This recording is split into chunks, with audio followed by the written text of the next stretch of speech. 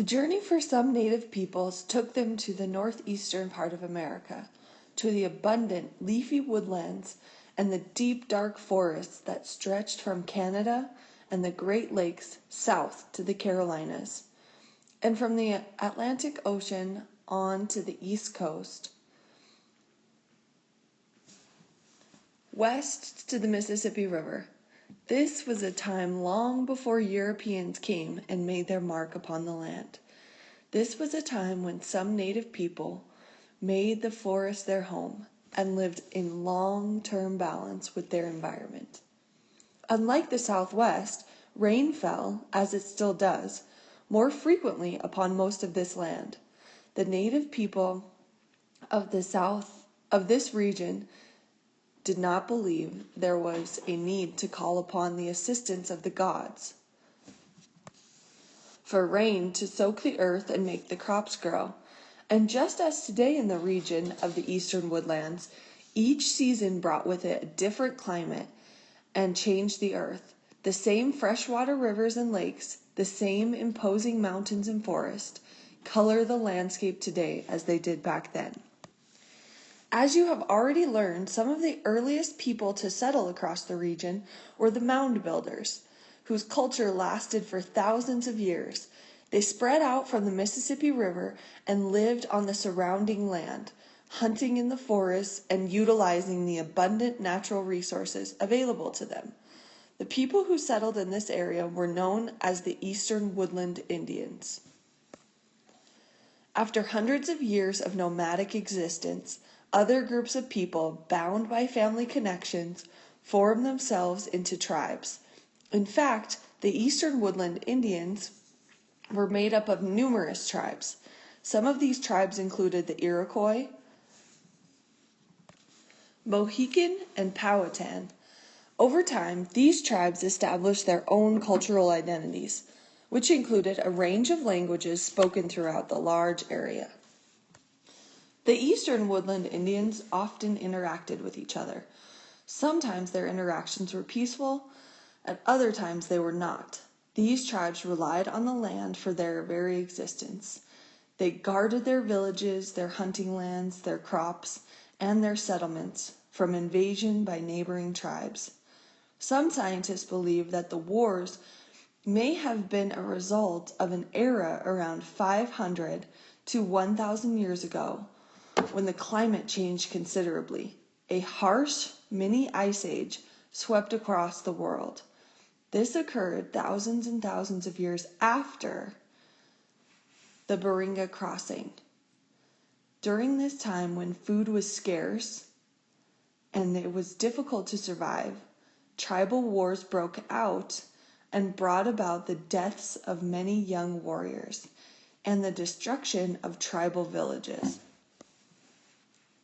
Finally, in search of peace, these tribes joined together to form the Iroquois Nation, also called the Iroquois Confederacy.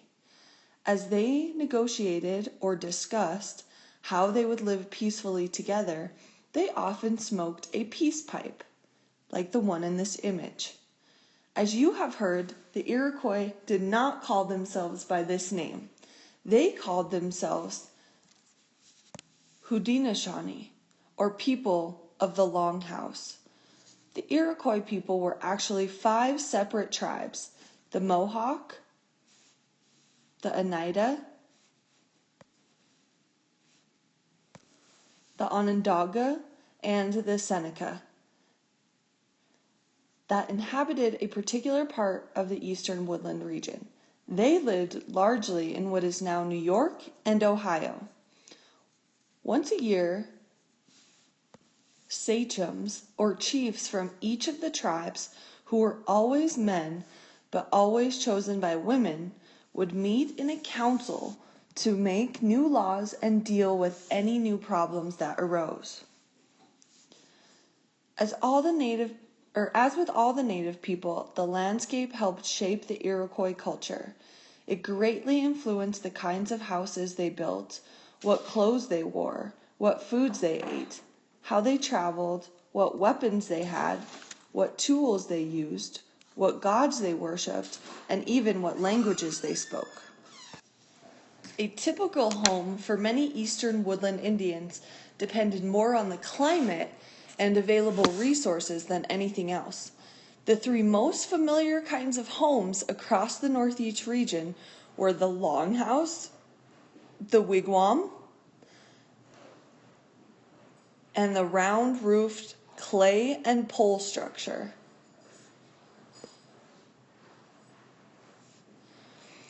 Because the winter months were generally cold, with deep snow covering much of the ground, many eastern woodland Indians, including the Iroquois, constructed wigwams and longhouses.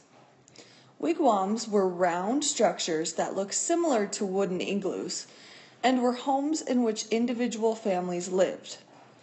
The longhouse and the wigwam were made almost entirely from wood.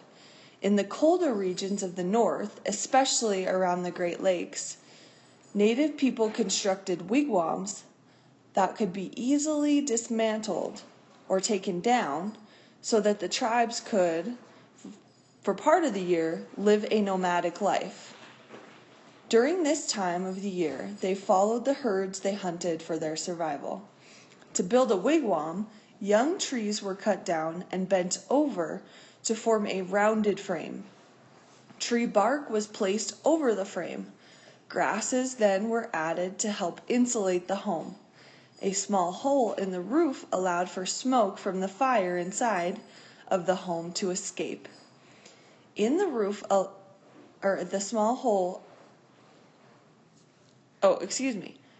family cooked their food on an open fire and slept on mats. In the wintertime, they used animal furs to keep themselves warm. Longhouses were much larger than wigwams, and they were home to several families that were related to each other. The Iroquois considered themselves to be related to each other through the mothers of the tribe. This extended family group was called a clan. Each clan had an animal name. When a young couple married, they went to live with the bride's family. Some longhouses ranged in size from 50 feet to 150 feet long. It housed as many as 50 people. To construct a longhouse, once again, a frame was made using young trees. Bark was placed over the frame and was then sewn together. The longhouse had a large central hallway with rooms on either side. The family members slept on sleeping platforms. Some Iroquois still build longhouses today for ceremonies, just like other tribes. The Iroquois made baskets and pots in which to store food. In some ways, an eastern woodlands longhouse would have been similar to a Viking longhouse, with a large extended family living inside. Because of the history of tribal war, the Iroquois built log walls all around their villages for safety. There could be several walls, but there was only one entryway, and that could be swiftly sealed and shut if needed. The Iroquois grew different varieties of corn and beans. They also grew squash, sunflowers, and tobacco.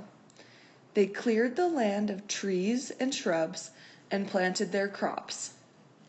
Corn, beans, and squash were particularly important crops, and Iroquois referred to them as the Three Sisters. Like members of a family, the three plants helped each other grow. By planting these three plants together, the Iroquois relied on the natural relationships among these plants. The corn stalks provided the support the bean plants needed, which would wind around the corn stalks. The squash leaves that lay on the ground prevented weeds and increased the amount of rainwater that was absorbed into the soil. Also, the bean plants produced a natural bacteria that made the soil more fertile for the corn and the squash plants. Tobacco was smoked as part of ceremonial rituals, and when promises were being made between the tribes, the Iroquois and many of the native people believed that the smoke carried prayers and promises up to the gods. Tobacco was also used to dress wounds and relieve toothaches. In the wintertime, when food was scarce, many Iroquois left their villages to hunt. They moved with the herds and often did not return to their villages until early spring. The Iroquois hunted deer using bows and arrows.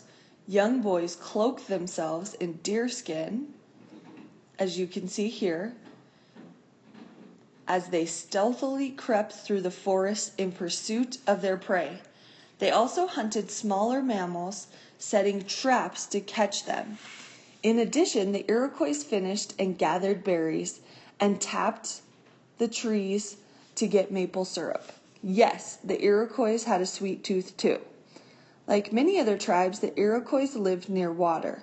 Water was the source of life, and it provided means of transportation.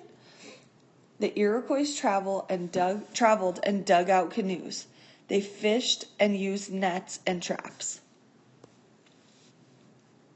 Depending on the weather, the Iroquois wore a range of clothing. In the summer, the men wore a breechcloth, which was a short piece of buckskin. Women wore dresses made of grasses and fibers. In the wintertime, everyone relied on animal furs to keep warm. Men wore buckskin moccasins on their feet. They used dyes, beads, and quills to decorate their clothing, as well as their skin. Very important to the Iroquois was something called wampum. Wampum was an artistic way of communicating important thoughts and decisions. Wampum was belts and necklaces made from colored shells. The color and design of the beads could tell a story, so they could be a symbolic means of communication. The wampum could also be used when trading. It was therefore a kind of currency like money. Wampum was considered to be very valuable and was an important part of the Iroquois culture. The Iroquois, like many other eastern woodland Indians, believed in a spirit world that was governed by the Great Spirit for the Iroquois. The Great Spirit was called Ornda. They also believed in an evil spirit too. The Iroquois believed that everything had a spirit and that all living things on earth were connected. They believed that it was their responsibility to care for the earth. The seasons brought with it special Iroquois ceremonies. The Iroquois had shamans or holy men. It was believed that the shamans could communicate with the spirit world. Shamans were thought to have special powers to do such things as cure the sick, bring about a good harvest, or bring victory to a tribe going to war. And so the Iroquois, as well as other eastern woodland Indians, lived their lives in this way. They told stories and celebrated their history. They worshiped the Great Spirit, and they lived in harmony with the land and all living creatures. Today, many Iroquois continue to follow and honor their traditional ways. Amazingly, some still built long houses for ceremonies, and their leaders meet to guard and protect their ancient culture.